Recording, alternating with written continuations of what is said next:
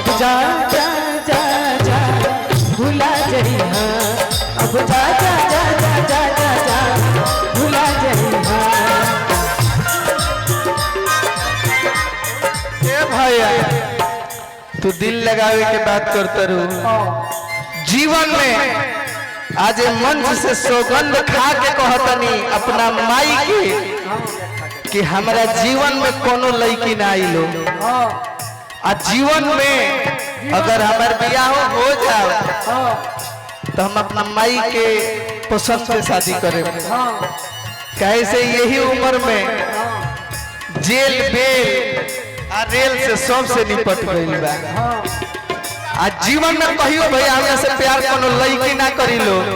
अरे लड़की क्या है? कुछ नहीं है।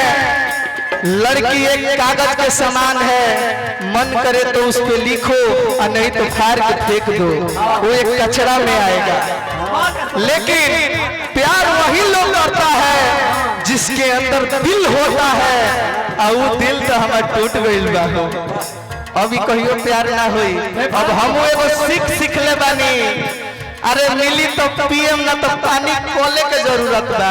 कल तो रोड पर हमरा पीछे पीछे घूमता लड़का कहता का हर की अपन बना के हटा बना ले। ए भैया तो कहीं हमारा प्यार में लगा तो